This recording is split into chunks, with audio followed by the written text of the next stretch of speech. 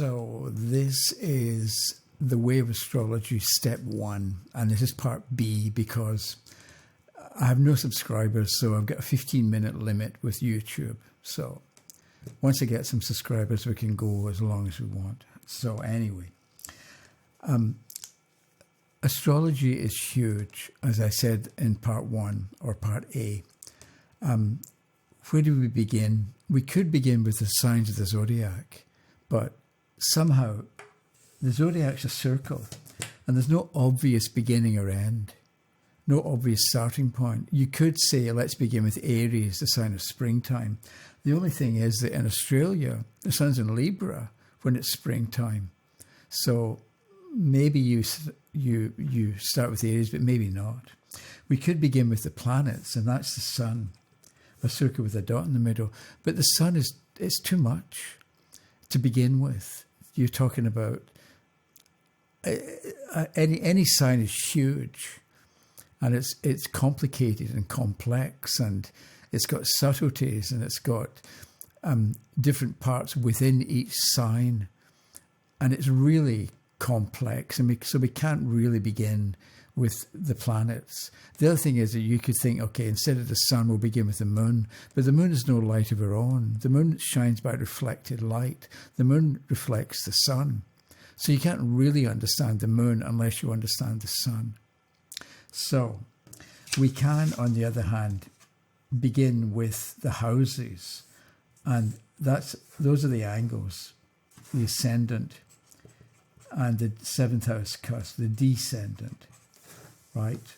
And that's the horizon. So this is sunrise and that's sunset. Here you've got noon, and this is the noon position, and that's midnight. So we've got 4 recognizable times of day. And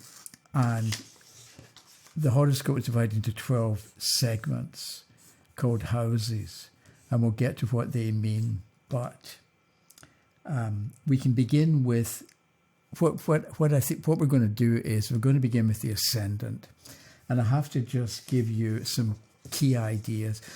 You could listen to people talk for 2 hours about any particular sign of the zodiac. The only problem is that they very quickly, let's say they're talking about Capricorn, they very quickly talk about individual people who have the sun in Capricorn. But a lot of what they talk about isn't because they're a Capricorn, it's because they've got a Scorpio moon, or it's because they've got Mercury in Aquarius or something like that. So rather than get a lot of information about the signs of the zodiac, we stick with 1 or 2 words and we figure out what they mean. So I'm going to give you here, there are 12 signs of the zodiac. Instead of learning 12 signs, learn 6 pairs of opposites. So that's the same for Aries, and it's opposite Libra. And so you have to become familiar with the symbols for the signs. So Aries is I am, and that's important. And Libra is I balance. So Libra is balanced. It doesn't mean Librans are balanced, past tense. They're seeking balance, and we'll get to that. Next is Taurus, opposite Scorpio. And Taurus is I have, and Scorpio is I desire. Remember them or learn them. Next is Gemini and Sagittarius. Gemini, I think, and Sagittarius, I see, in the sense of I understand. So Geminis think, the keyword rather is I think, and Sagittarius is I see. Then we have Cancer and Capricorn. So Cancer is I feel, and Capricorn I use. Use in the sense of utilize, not misuse, right? Followed by Cancer followed by Leo, opposite Aquarius. Leo is I will, in the sense of my will be done. That's what they want. And Aquarius is I know. Years ago in Glasgow, I was teaching this basic astrology class, And there was a woman sitting in the front row, and she kept nodding. When I said anything, she would nod and say, I know, yeah, I know. And she was the Aquarian, but anyway. And after Leo, we've got Virgo. And then opposite Virgo, we've got Pisces. So Virgo's I analyze. And Pisces, I believe. Okay? Those are the key words of the signs. And so you learn them and you begin with them. Later we'll add refinements and details and complications and complexity. But in the beginning, stick with one word or two words. If you want to understand the signs of the zodiac, Aries is the ram and the sheep and the ewe. So if you want to understand Aries people, study rams and sheep. If you want to understand Taurians, study bulls and cows. And that's what Taurians are like. Cows have multiple stomachs, so they eat something, they digest it, they regurgitate it, they swallow it and digest it again, they regurgitate. You know, Taurians are like that. They go over the same thing multiple times. And so Leo's the lion. And there was an interesting thing I found out a while ago, that male lions lie around all day, but they go out hunting at night. And it was only through infrared cameras and so on that somebody was able to discover that the male lions aren't particularly lazy. They are during the day, but at night they go out and hunt and they travel a distance. So does this mean that Leo men are best at night? So if you're a Leo, what do you think about that? So the reason I'm going on like this is because what we want to do, I've given you keywords for the signs, and we've got the Ascendant. I need another piece of paper. So how do we begin? We have a chart. You've got your own natal chart, or you've got a chart of somebody famous from part A.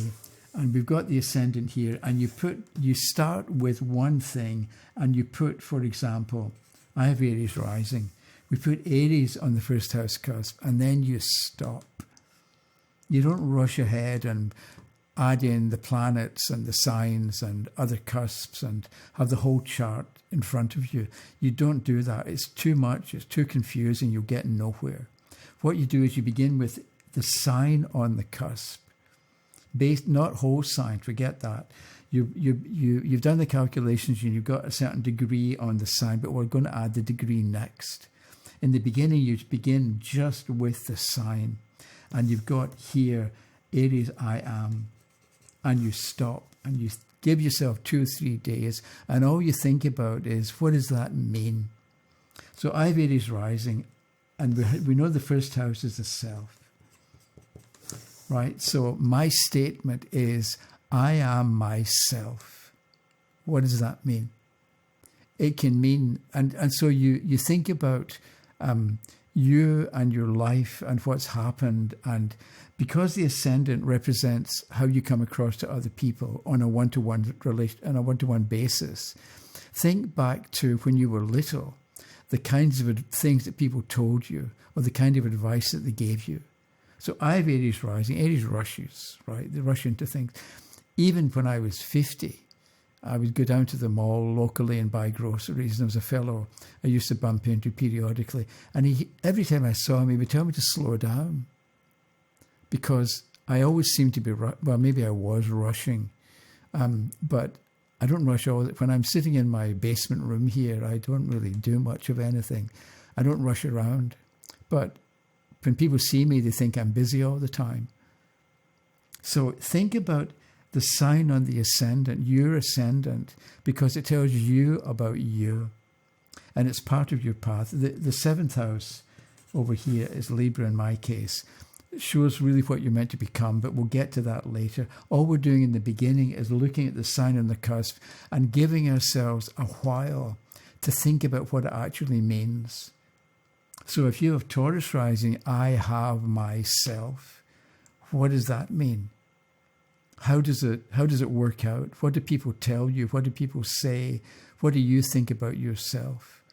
Also, Taurus happens to be an earth sign. Maybe you incorporate some ideas about the signs of the zodiac. So Taurus is an earth sign, and earth signs are practical. So with Taurus rising, to what extent are you actually practical? And what does practical mean, actually? So you give yourself time to research and to think through the nature of the sign on the house of self and what it tells you about you, or what it tells you about the individual whose chart you're looking at. And you've got Taurus as a fixed sign, and fixed signs don't change. So does that mean that you don't change, or change is difficult for you? So somebody tells you to do things quickly. Maybe you can handle it, maybe you can't. And because you've got a fixed rising sign. So step one is get your rising sign and degree and have a blank chart and put the sign on the ascendant and think about it. Don't go to other people to tell you what it means. Begin to figure it out for yourself. Make notes, write it down. Maybe ask other people's opinion. So I have Aries rising, so do I move too quickly or should I slow down? I could say to people, my friends, for instance, what do you think? Do I move too fast? Should I slow down? And see what they have to say. And then I write it all down and I figure it out. So that's step one, the sign and the ascendant. See what the key word is, relate it to you and what you're like, and begin to make notes. So that was step one, and I'll be back with step two quite soon. Okay? Bye-bye.